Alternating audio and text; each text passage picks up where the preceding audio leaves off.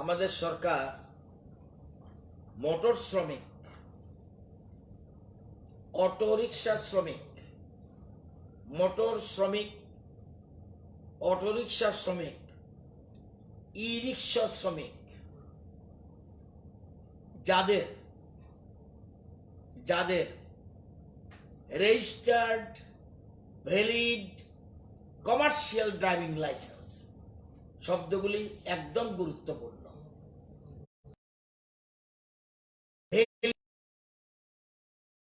The validity driver registered valid commercial driving licence থাকলে তাদের জন্য রাজ্য মন্ত্রিসভা সিদ্ধান্ত করেছে এটার সংখ্যা প্রায় 18,000 থেকে 20,000-এর মতো। তাদের সবাইকে প্রত্যেকের অ্যাকাউন্টে 1,000 টাকা ডিবিটি ঢুকে যাবে। এই সিদ্ধান্ত কারণ দীর্ঘদিন ধরে মোটর শ্রমিকরা এমনি মনে হতে হবে মোটর শ্রমিকদের কোন রকম ইনকাম ছিল না, সেজন্য তাদের স্বার্থে রাজ্য মন্ত্রিসভা গুরুত্বপূর্ণ সিদ্ধান্ত গ্রহণ করেছে। এই জন্যই রাজ্যের যারা তহবিল অর্থ প্রদান তাদের আরো বেশি যেন এগিয়ে আসে। বিভিন্ন সংস্থা, এনজিও, আজকেও বৈদিক ব্রাহ্মণ সমাজ কালকে আমার এখানে যেমন অর্থ প্রদান করেছে, এরকম বিভিন্ন আজকে যেমন 1,69,000 টাকা কলেজের অধ্যাপকরা তারা আরো বহু টাকা দেবে। তারা এরকম 1,69,000 টাকার মতো একটা সংগঠন, এরকম বিভিন্ন মানুষ, সাধারণ গরিব মহিলা গ্রাম থেকে এসে মুখ্যমন্ত্রীর ত্রাণ তহবিলে টাকা দিচ্ছে, ছাত্রীরা স্কুল মুখ্যমন্ত্রীর ত্রাণ তহবিলে টাকা দিচ্ছে। এটা অতীতে এই রাজ্যে কখনো কেউ দেখেনি। এদের অর্থেই বেঙ্গালুর থেকে কালকে যে সকালবেলা ট্রেনটা আসবে, এই মুখ্যমন্ত্রীর ত্রাণ তহবিলের অর্থেই কিন্তু 12,78,000 টাকা এই সরকার এদের দিয়েছে। এবং আরেকটা ট্রেন এর মধ্যেই স্টার্ট করবে বিভিন্ন জায়গা থেকে, এটা একটু পরে বলছি। মুখ্যমন্ত্রীর ত্রাণ তহবিলের এই বিষয়টার জন্য এর একটা ট্রান্সপারেন্সি থাকা উচিত, নতুবা যে ইচ্ছা টাকা ব্যবহার করবে, কোনো রকম সিস্টেম থাকবে না, এটা হওয়া উচিত না। রাজ্য সরকার এই সিদ্ধান্ত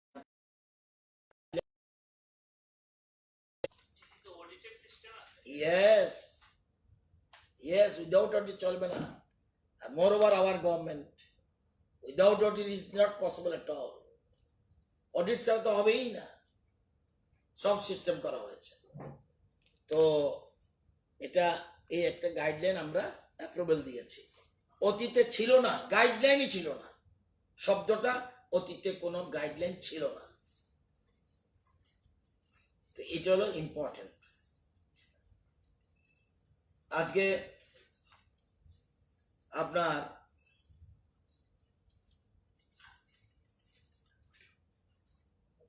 কোভিড-19 ক্ষেত্রে আজকে লেটেস্ট রিপোর্ট অনুযায়ী টোটাল পার্সোনাল যে সংখ্যাটা আন্ডার সার্ভিলেন্স ছিল কিউমুলেটিভ 14,418, পজিটিভ 10,189, নেগেটিভ। 2 জন পেশেন্ট রিকভার্ড, 2 জন পেশেন্ট মাইগ্রেট আউট, 150 জন আপনার আন্ডার ট্রিটমেন্ট। এবং আজকে total 372 John persons arrived today through Chorabadi gate, and out of them 101 truck drivers, 36 patients and 235 stranded persons. 77টা vehicle যে arrive করেছে Choraibari gate, out of them 36 vehicle passenger and truck were from hotspot area. Sample collected from Dholai on today, শুধু ধলাই 176, এবং আপনার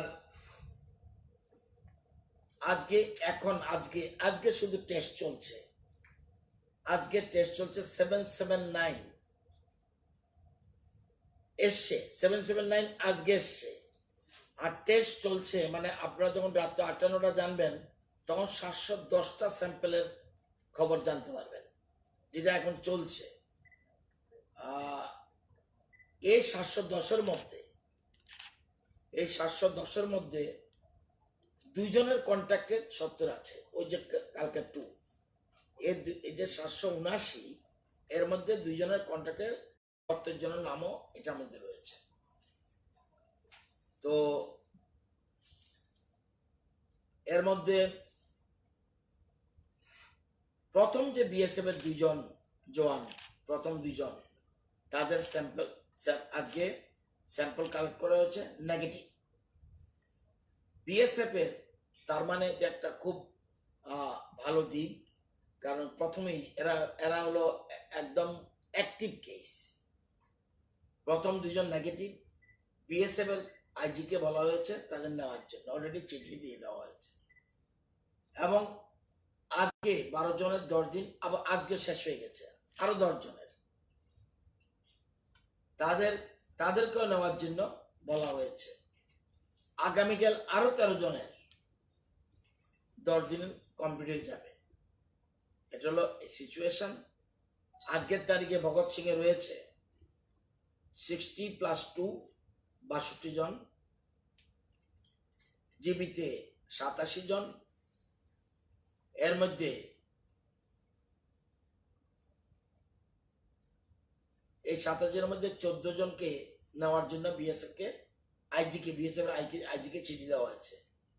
এবং BSF এর যে শালবাগান ইয়েতে, সেখানে একজন শিশু রয়েছে, সেও স্টেবল রয়েছে।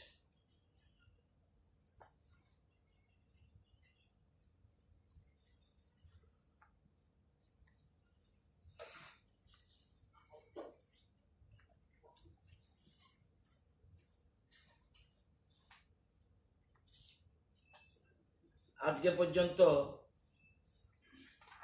পর্যন্ত standard person Tripura government portal সন্ধ্যা 6টা পর্যন্ত 39,799,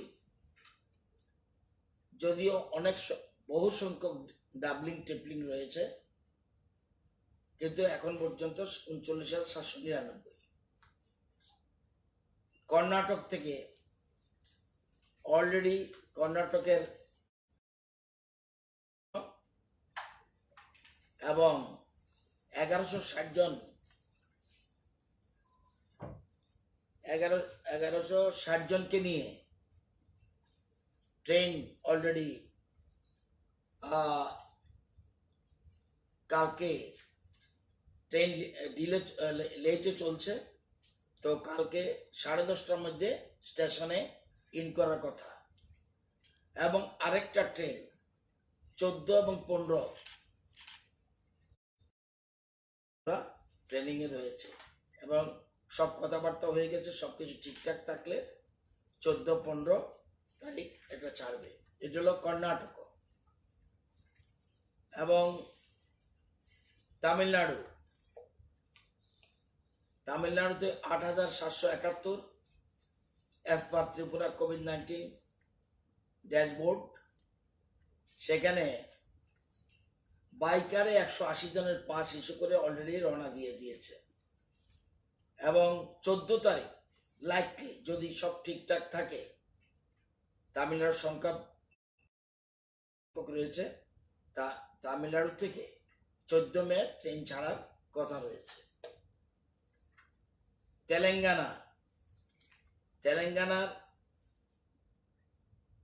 আমরা রাজ্যের বিভিন্ন জেলা শাসককে 1132 জনের জন্য ইন্টারস্টেট রোড পাস ইস্যু করার জন্য লিখিত অনুরোধ পাঠানো হয়েছে।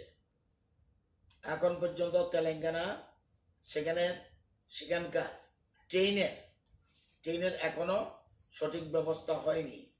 বদ্যি গভর্নমেন্ট এগ্রি না করলে ট্রেন সম্ভব না।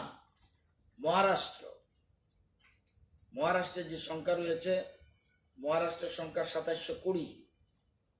এটা কিন্তু কমে যাবে ধীরে ধীরে। এই যে আসছে, এটা কিন্তু আমি টোটালটা বলছি সব সময়, এই যে টোটাল ফিগার, এই যে কালকে 1100, আমি যে তামিলনাড়ু বললাম বা কর্ণাটক বললাম, এটা টোটাল ফিগার, এর থেকে তো 1160 কমে যাবে, কিন্তু আমি টোটাল ফিগারটাই বলছি।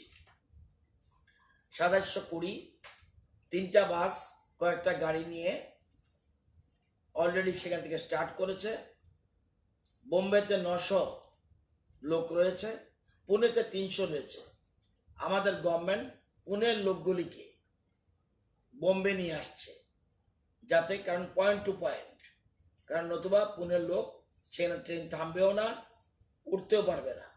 বোম্বের লোকগুলিকে আমরা পুনের লোকগুলিকে বোম্বেতে নিয়ে এসেছি। আমরা আশা করি সপ্তাহের শেষ দিকে মহারাষ্ট্র থেকে ট্রেন ছাড়বে বলে আমাদের আশা রয়েছে। পশ্চিমবঙ্গ 8634, ডাবলিং অনেক রয়েছে। 166 জন পাসের জন্য ইস্যু করা হয়েছে এবং ওইখান থেকে 141 জন স্টার্ট করেছে, অনেকে পৌঁছেও গেছে। তো ট্রেনের এখন পর্যন্ত কোনো রকম গভর্নমেন্ট ওয়েস্ট বেঙ্গল এগ্রি করেনি।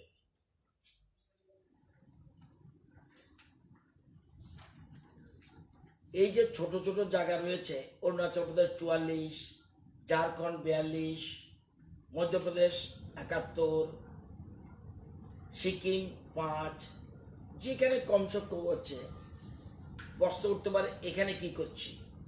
আমাদের গভর্নমেন্টের যে দায়িত্বপ্রাপ্ত অফিসার, উনি প্রত্যেক গভর্নমেন্টের ডিসির সাথে কন্ট্যাক্ট করছে যে আমরা লোক রিসিভ করতে রাজি আছি, আমরা যত লোক আসে আমাদের কোনো অসুবিধা নেই, আমরা অ্যারেঞ্জমেন্ট করে রেখেছি, তো তোমরা পাস ইস্যু করতে পারো, আমরা কিন্তু রিসিভ করব time to time.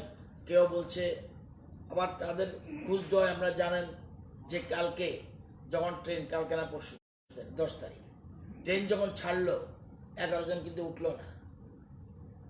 E pass issue করা হয়েছে, উঠলো না।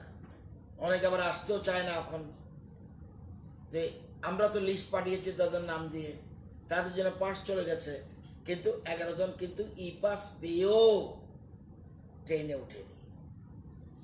তো এই হলো অবস্থা। এটা আমি কর্ণাটকের কথা বলছি। তো এখানে তো আমরা লিস্ট আছে, লিস্ট অনুযায়ী রিকোয়েস্ট কথা পাঠাই। 11 জন পাস পেয়েও কিন্তু কর্ণাটকের ট্রেনে উঠেনি। তো আমরা অন্যান্য রাজ্যের নোডাল অফিসার যারা আছে তাদেরকে আমরা রিকোয়েস্ট লেটার পাঠিয়ে দিয়েছি। আসামের ক্ষেত্রে এখন পর্যন্ত 5303। আগামীকাল থেকে আমরা, আগে তো আমরা পাঠিয়েছিলাম, কিন্তু তাদের পোর্টালের সাথে একটু গরমিল রয়েছে। আমরা এখন নতুন করে কালকের থেকে আমরা এখান থেকে আমরা ইস্যু করার চেষ্টা করছি। তাদের সাথে কথা বলে তারা এগ্রি করলে ডিসিদের কাছে আমরা পাঠিয়ে দেব।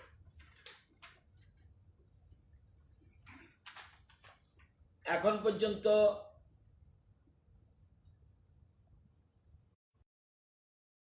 আছে ফাইন্যান্সিয়াল অ্যাসিস্ট্যান্সের জন্য, যখনই যেটা আমরা পাই তখন আমরা খবর পাই। এখন পর্যন্ত 6723 জনের জন্য অ্যাপ্লিকেশন পড়েছে, 6723 জনের জন্য, এবং 5789 জনকে টাকা ডিসবার্স করা হয়েছে। ফাইন্যান্সিয়াল অ্যাসিস্ট্যান্স প্রোভাইডেড 2,08,01,840 টাকা অলরেডি তাদের অ্যাকাউন্টে পৌঁছে গেছে এবং প্রসেসে রয়েছে 934।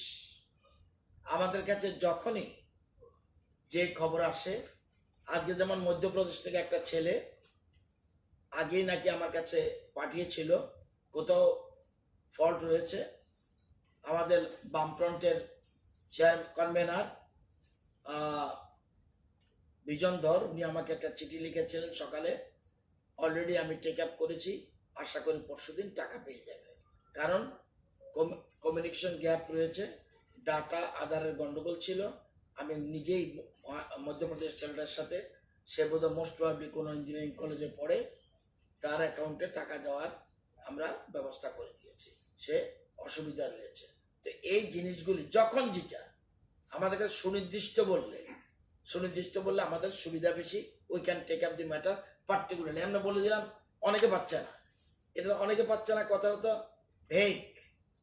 যেমন এখানে খুঁজে পাইনি, ডিএমকে বলেছি, ডিএম খুঁজে বলছে ইয়েস আমার এখানে পড়ে রয়েছে, একটু ডিফেক্ট আছে, আপনার কাছে তথ্য থাকলে আমাকে দিয়ে দিন। সাথে সাথে আধার নম্বর, ব্যাংক অ্যাকাউন্ট দিয়েছি, উনি এসডিএম এর কাছে পাঠিয়ে দিয়েছে, কালকের মধ্যে ওখানে চলে যাবে, অ্যামাউন্ট ঢুকে যাবে। সুতরাং এইভাবে আমরা টাকা ডিসবার্স করছি।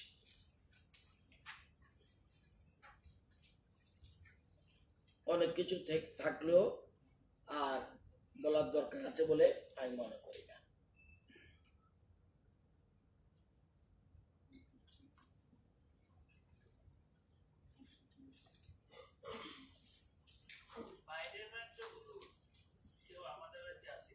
হ্যাঁ, আমরা তার জন্য ক্যাবিনেটকে অ্যাপ্রাইজ করেছে। আমরা জানেন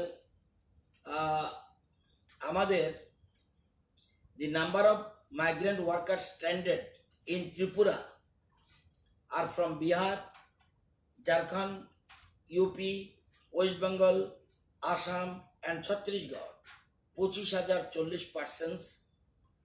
The concerned state governments have been requested for giving consent. এই দেখুন সিস্টেমটা বলছে, ওই দেখেন বলছে যে কনসেন্ট দিতে হবে, আমরা উল্টো বলে দিয়েছি তুমি কনসেন্ট দাও। have been requested for giving consent for sending these migrant workers to their respective states. Meanwhile, a consent letter from government of Assam and Chhattisgarh আর কেউ কনসেন্ট পাঠায়নি। আমরা আমাদের অফিসাররা দিনরাত কাজ করছে, যতটুকু সম্ভব চেষ্টা করছে, কাজটা কঠিন, একটা বিশেষ মুহূর্তে চলছে। সুতরাং এটা আমরা এই যে কনসেন্ট লেটার, আমরা যাদের কনসেন্ট লেটার পড়ছি তাদের ব্যবস্থা, পাঠানোর ব্যবস্থা আমরা করব। এক্ষেত্রেও আমরাই পয়সা দিচ্ছি।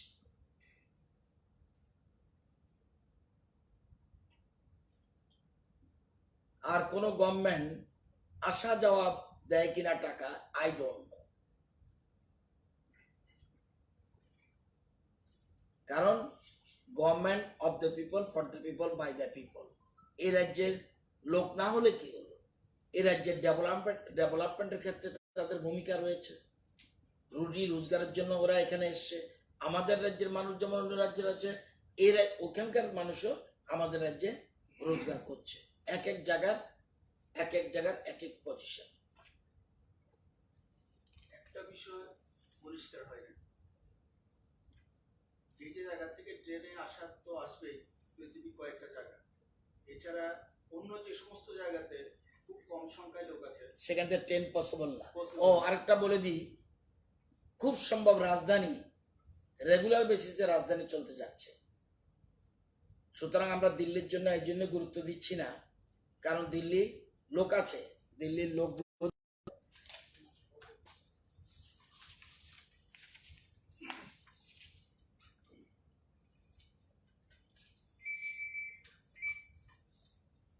দিল্লির আমরা 594 এখন পর্যন্ত। সুতরাং যদি রাজধানী একটা চাও, এটা কিন্তু পয়েন্ট টু পয়েন্ট না, সরি, বিশেষ আগের যে প্রসিডিউর যেখানে যেটা থামবে সেখানে থামবে। আমার মনে হয় রাজধানী এক্সপ্রেসটা বোধহয় শুধু আগরতলায় থামে, আমি যতটুকু শুনেছি, যদি ভুল না বলে থাকি। আমার জানা নেই পুরো থামে, আমি জানি না, আমার সাথে থামবে। তো সেখানে এই সুতরাং আমরা যেখানে জায়গা, আপনি কি বলছিলেন, অন্য জায়গায় 70 জন হিমাচল প্রদেশ থেকে তো ট্রেন আসবে না, ওইখানকে আমরা পাস ইস্যু করার জন্য না, ওই খরচটা আমরা না, এই টাকা দিতে পারবো, এটা পারবো না। না, আরে বলে কি, এটা কি এরকম সম্ভব নাকি? তার মানে দুইজনের জন্য দাদরা নগর হাভেলির থেকে বলবো, দুইজনের জন্য কতজনের তাদেরকে দিল্লিতে নিয়ে আসার কোনো সুবিধা করা যায় না, যতটুকু সম্ভব আমরা করছি। সবটা প্রবলেমের শেষ নেই। আমরা প্রথমেই গুরুত্ব দিচ্ছি পেশেন্ট, তীর্থযাত্রী, টুরিস্ট। সেকেন্ড, এর মধ্যে চলে আসছে অনেকে নিজের পয়সা খরচ করে।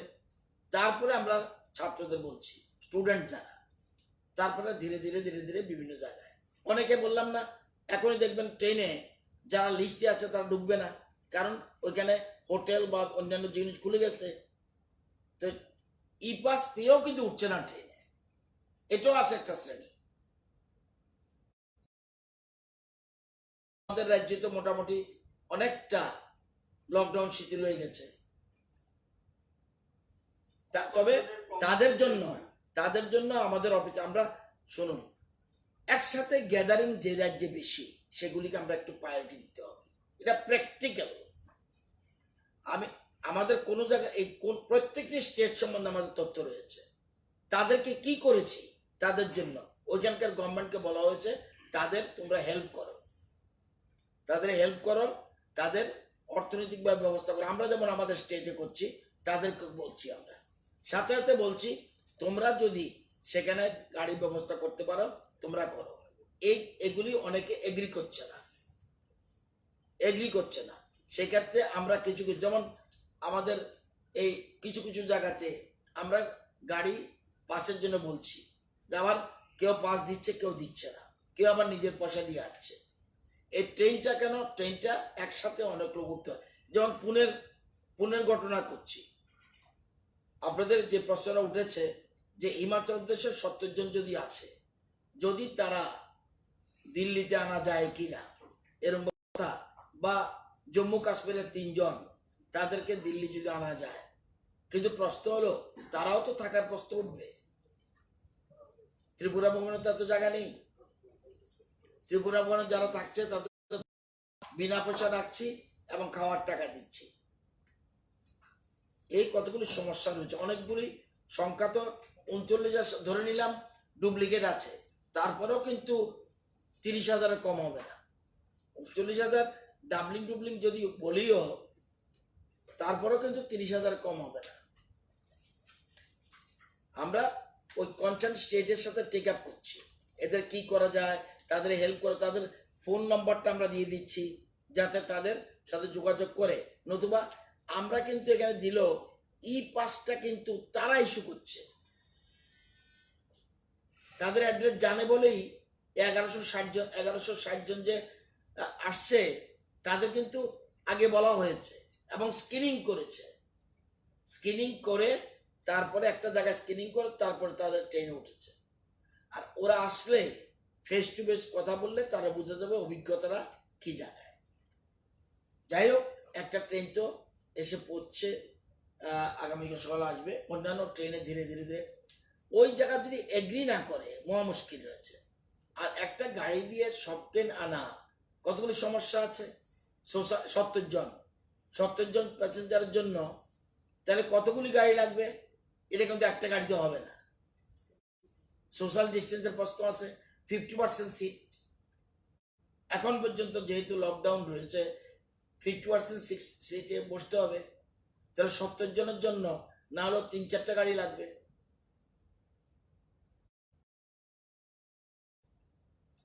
তবু আমরা যতটুকু পাচ্ছি চেষ্টা করছি যতটুকু হেল্প করা যায়।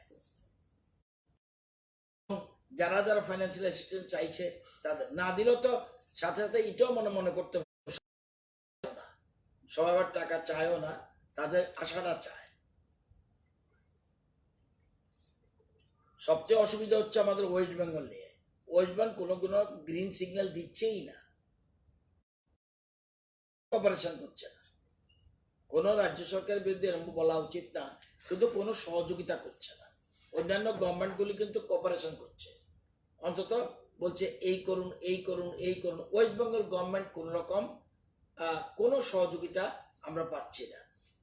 কিছু কিছু অনেকবার বলার পরে সামান্য কিছু পাস ইস্যু করেছে এবং কেউ কেউ এসছে, আর এখনো পথের মধ্যে কিছু রয়েছে, ট্রানজিট রয়েছে।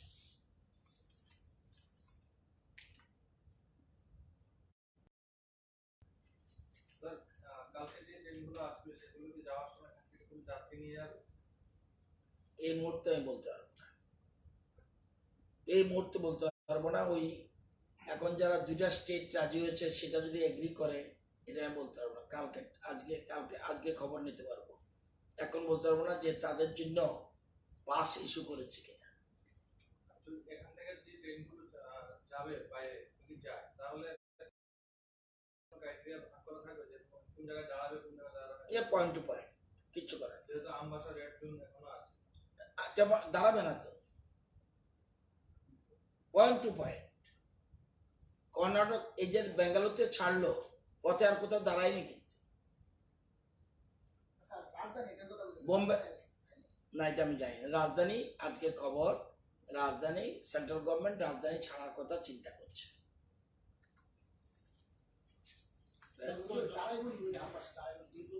এটা আমি না, দাঁড়াবো কিনা আমি জানি না, যেহেতু রেড স্পট, হটস্পট এরিয়া।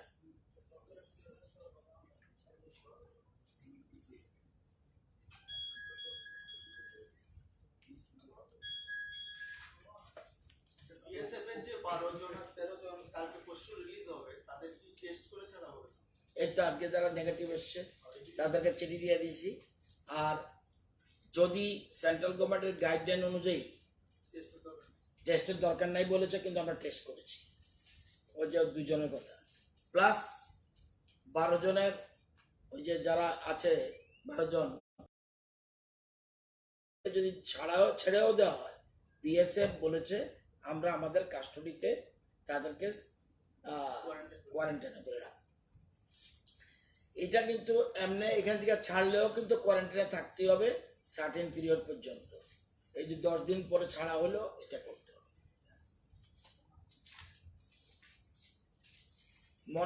খুব সম্ভব গ্রাফ ডাউনের দিকে, খুব সম্ভব।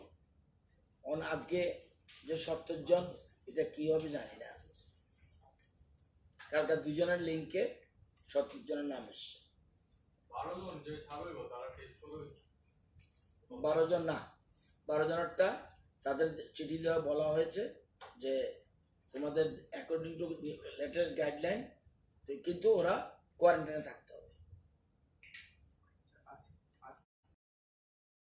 সম্ভব করা হয়েছে এটা।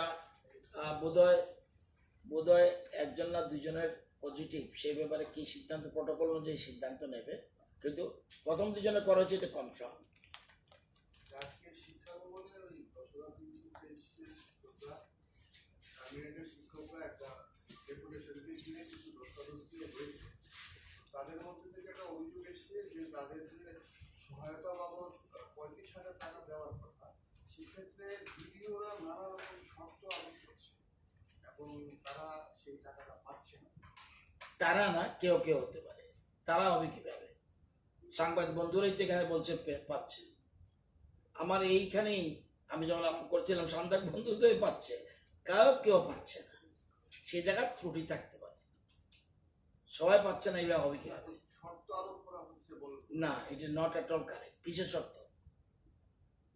কি শর্ত তাহলে আপনি জানেন? কি শর্ত?